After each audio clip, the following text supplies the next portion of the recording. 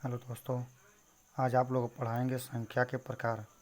देखिए, पहला दिया आपका प्राकृतिक संख्या, दूसरा पूर्ण संख्या, तीसरा पूर्णांक संख्या, चौथा सम संख्या, उसके बाद विषम संख्या, भाज्य संख्या, अभाज्य संख्या, परिमेय संख्या, अपरिमेय संख्या और वास्तविक संख्या। ठीक है, पहले हम जानते हैं परिमेय संख्या किससे कहते हैं। तो लिखते हैं, सबसे आसान भाषा में बताते हैं आप लोग को। गिनती की संख्या को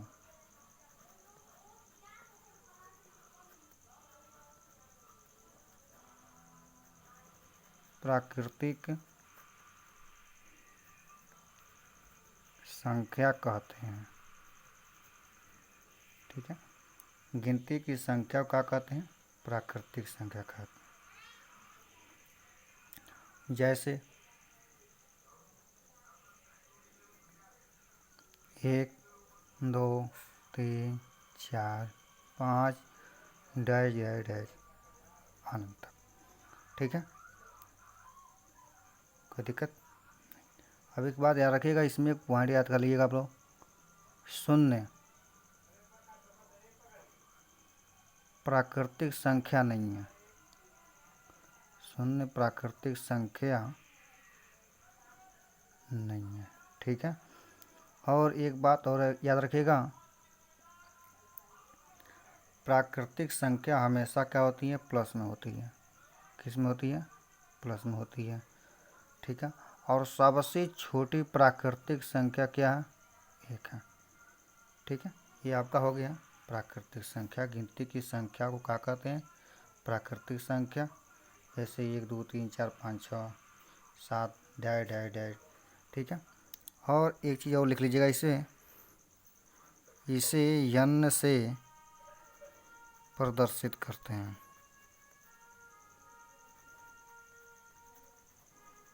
ठीक है,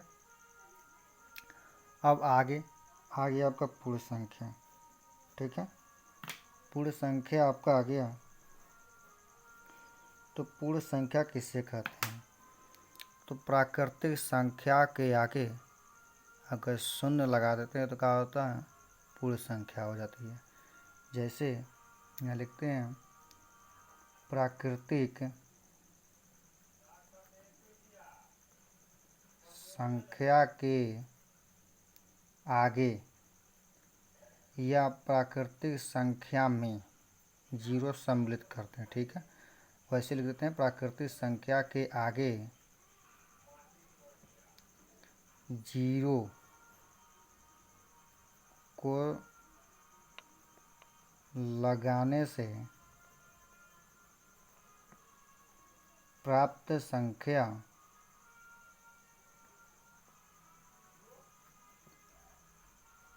पूर्ण संख्या कहलाती है।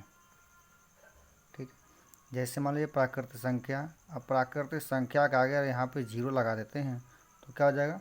पूर्ण संख्या। जैसे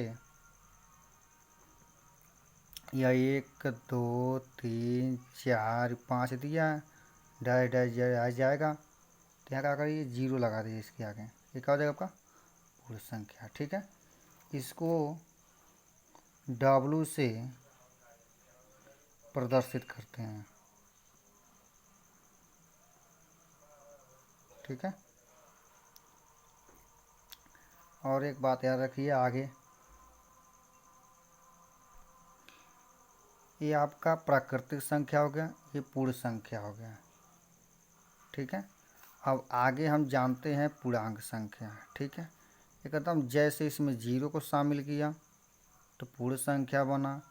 अब पूर्णांक में क्या शामिल, पूर्ण संख्या में क्या शामिल करें कि पूर्णांक संख्या बने? देखिएगा आप लोग, यहाँ लिखते हैं, पूर्ण संख्या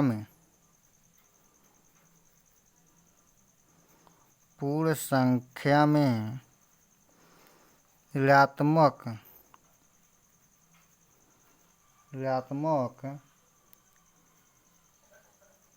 संख्याओं को सम्मिलित करने पर प्राप्त संख्या पूर्णांक संख्या कहलाती है।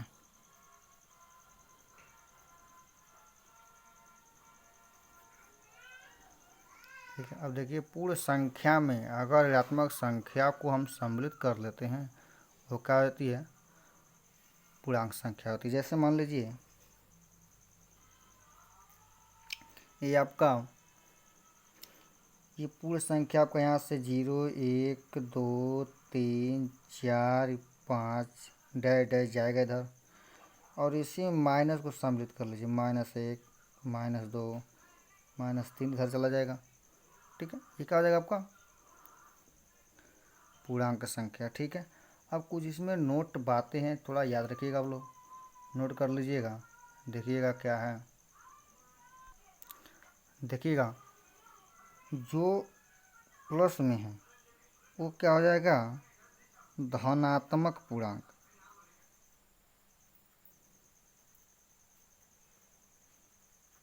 और जो माइनस में है वो क्या हो जाएगा, ऋणात्मक पूर्णांक।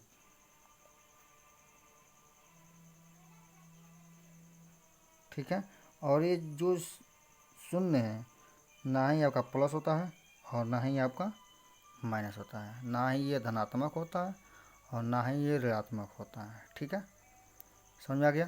अब देखिए, अब बताते हैं आप लोग को सम संख्या। सम संख्या किससे कहते हैं, जो संख्या दो से विभाज्य हो जाए, विभाज्य हो जाती है,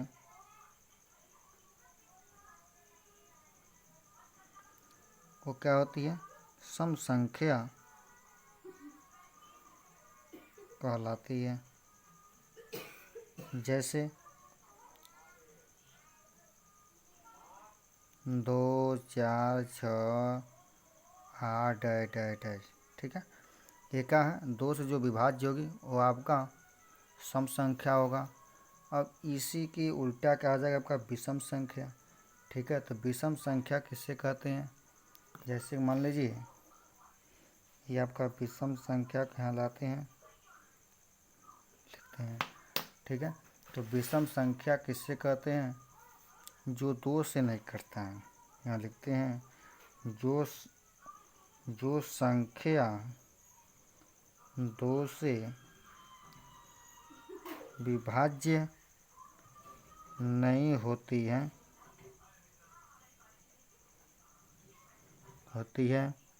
विषम संख्या कहलाती है। जो संख्या दो से नहीं करती है वो क्या कहलाती है, विषम संख्या। जैसे 1 3 5 7, उसके बाद 3 9 भी है, 11 भी है। ठीक है, डैश डैश डैश लिख लेंगे। ठीक है, ये आपका हो गया विषम संख्या। ठीक है, अब आते हैं आपका भाज्य संख्या पे। ठीक है, भाज्य संख्या किससे कहते हैं, भाज्य संख्या क्या होती है, देखिएगा वे संख्याएं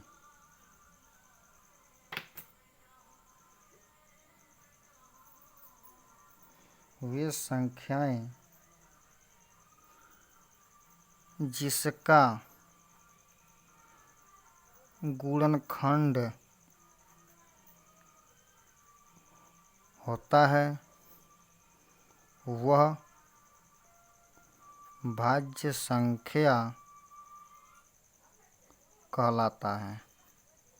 ठीक है, जिसका गुणनखंड होता है वो, जिस संख्या का गुणनखंड होता है वो भाज्य संख्या कहलाता है। जैसे मान लीजिए आपका 1 2 3 ये भाज्य संख्या नहीं है। ठीक है, अब जैसे मान लीजिए 4 हो गया, इसका गुणनखंड हो जाएगा 6 हो गया, उसके बाद मान लीजिए 8 हो गया, 9 हो गया, 10 हो गया। ठीक है, डैश डैश जितना भी आप लिख लीजिए। ठीक है ना, जो संख्या जिस संख्या का गुणनखंड होता है, लेकिन 1 और 2 3 का गुणनखंड नहीं होगा, ठीक है, क्योंकि ये संख्या ऐसी है जो 1 के और अपने आप में गुणनखंड है, ठीक है। अब उसके बाद आगे देखिएगा, अभाज्य संख्या। अभाज्य संख्या वही होती है जो संख्या किसी से न कटता हो, ठीक है। अभाज्य संख्या वही होती है जो संख्या किसी से न कटता हो, सिर्फ 1 से कटे और स्वयं अपने आप से कटे। यहाँ लिखते हैं जो संख्या 1 और स्वयं अपने आप से कटती है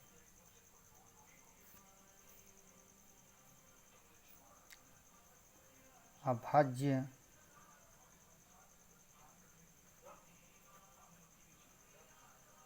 संख्या कहलाती है।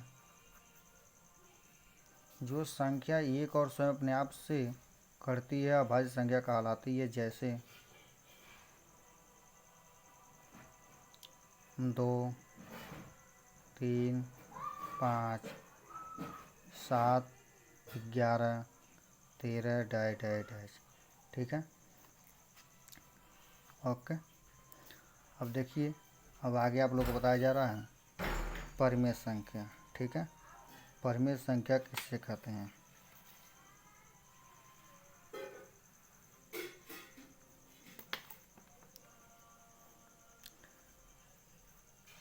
जो संख्या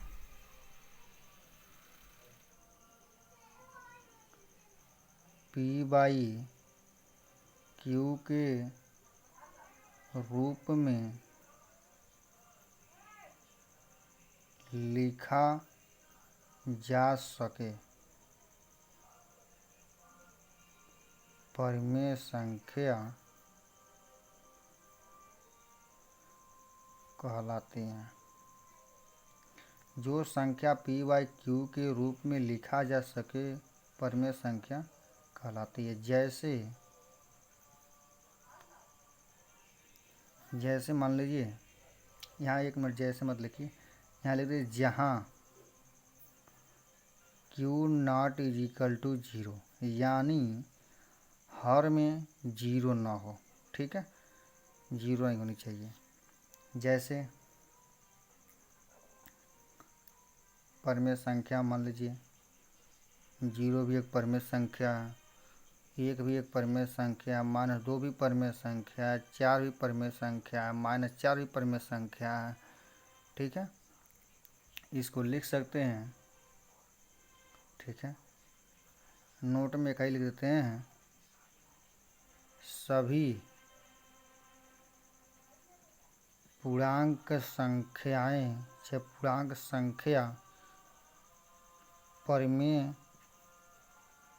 संख्या कहलाती है, ठीक है।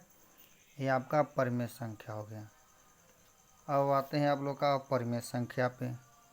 तो अपरिमेय संख्या देखिएगा,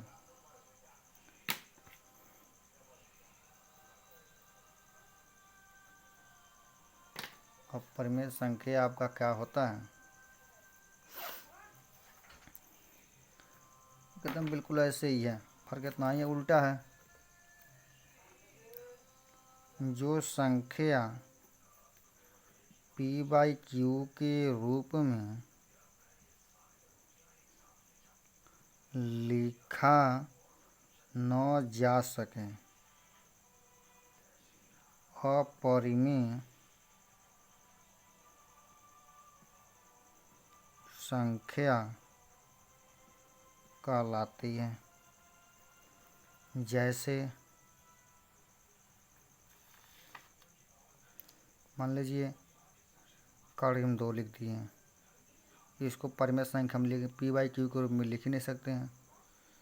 कड़ी हम 3 लिख दिए हैं, अब कड़ी में कहिए तो 4 लिख दे, तो कड़ी में जो 4 है ये आपका क्या है, परिमेय संख्या, क्योंकि कड़ी में 4 बाहर निकाल लेंगे तो क्या आएगा 2, इसलिए क्या परिमेय संख्या ये नहीं है, ठीक है। ये क्या हो जाएगा, कड़ी में 3, कड़ी में 5 जाएगा, पाई का मान हो जाएगा। ये सब क्या है, अपरिमेय संख्या है। ठीक है, और एक संख्या आपका बच गया है, वास्तविक संख्या। तो वास्तविक संख्या बता रहे हैं, ध्यान रखिएगा। सबसे सिंपल परिमेय संख्या और अपरिमेय संख्या को मिलाने पर प्राप्त संख्या वास्तविक संख्या कहलाती है। ठीक है, परिमेय संख्या और अपरिमेय संख्या को सम्मिलित या मिलाने पर प्राप्त संख्या वास्तविक संख्या कहलाती है। जैसे मान लीजिए